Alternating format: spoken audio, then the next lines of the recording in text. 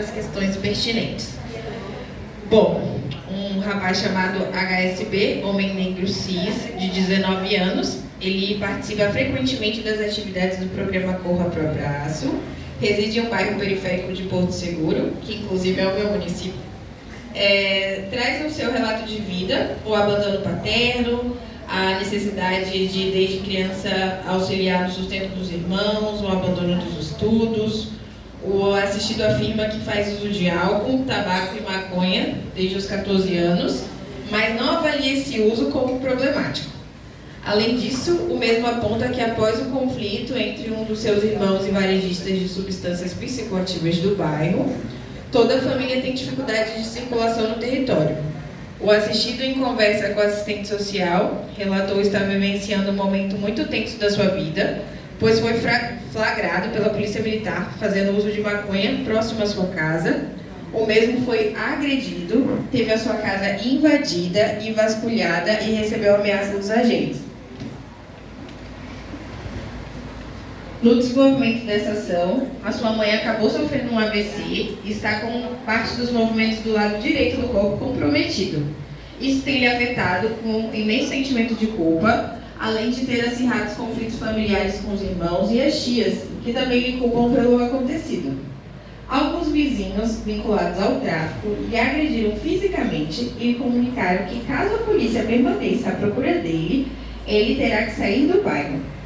Diante dessa situação, na tentativa de se proteger, o HSB, que é a pessoa do caso, está passando a maior parte do tempo na sinaleira, lavando para-brisas, mas a guarnição aparecendo constantemente e ameaçando, e ele já não sabe o que fazer. E nesse desespero está podendo contar somente com o programa Corra Pro Abraço.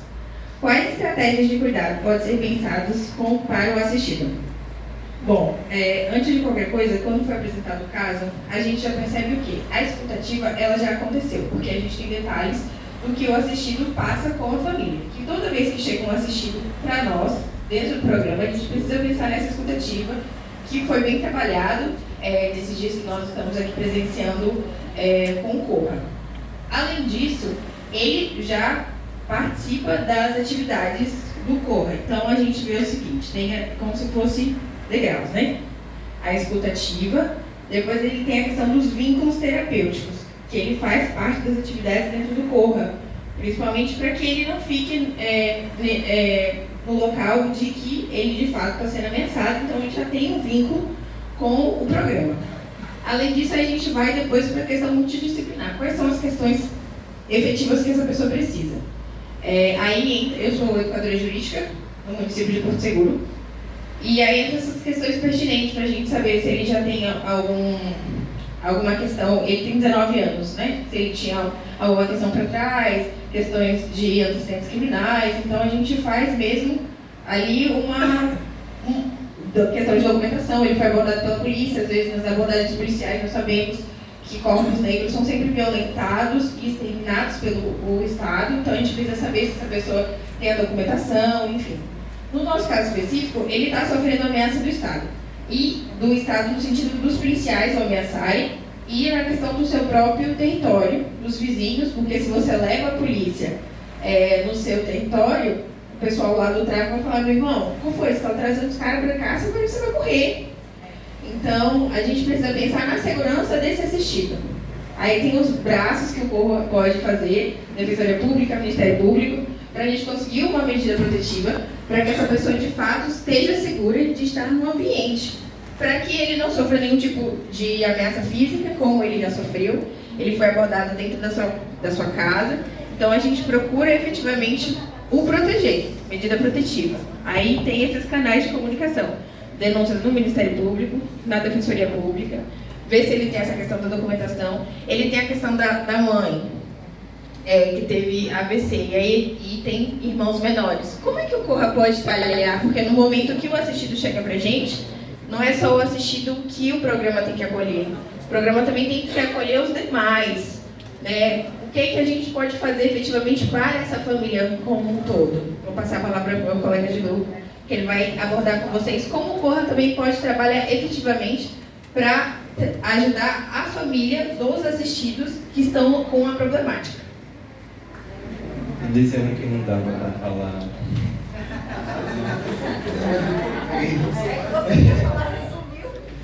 Qual é que foi a lei? Eu já estava prestando atenção. Não é segredo para ninguém. E quando vocês verem as pessoas sumindo, você já vai no estado.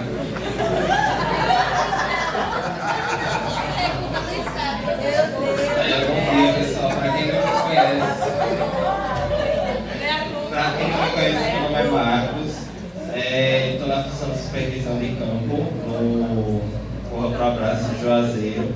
Assim, é o que a gente discutiu, que a gente gastou muito tempo discutindo e foi muito importante. Foi pensando nesse território, que território é esse, quais são as características, mas a gente foi o tempo todo puxado para pensar mesmo assim, qual é o principal risco, né, nesse caso.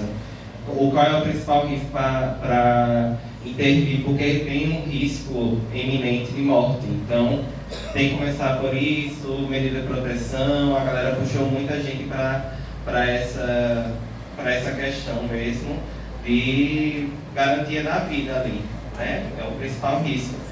Mas aí a gente foi pensando também que tem, paralelo a isso, que é uma forma de articular a rede, né? A gente foi pensando em outras estratégias, que puxa essa rede, puxa os serviços que tem, o que são voltados para a questão de vulnerabilidade, que são questão de saúde também, e como é que a gente, enquanto Corra, articula e pensa, e tem essa mãe, tem essa preocupação com essa mãe, tem esses irmãos, e como é que essa rede vai auxiliar, e tem muita vulnerabilidade, e o que é que pode acessar essa família, porque essa família é um pouco mais fortalecida, né? Menos vulnerabilizada, também pode entrar posteriormente para pensar outras estratégias junto com a gente, especificamente para esse assistido. Aí a gente foi discutindo muita coisa, assim, bagaceira mesmo. A gente foi pensando em diversos agravantes, a gente foi pensando em agravantes que são característicos a todos os territórios, mas especificidades do interior, de outras cidades. E aí, o que mais? Foi isso, né? Aí foi, a gente trouxe esse foco para a questão familiar e de como os serviços podem atuar para a CREA, sem muita questão de violação de direito aí envolvida. O que mais? E aí propôs que o uso da substância não era a questão principal, não tinha uma relação de uso abusivo, de uso problemático, que trouxesse consequências. Qual foi a principal consequência? A criminalização da substância, que aí foi a forma como a polícia adentrou, sem mandato, por conta do uso da maconha. Então, evidenciou aí esse grande desafio. Estou meio desorganizado.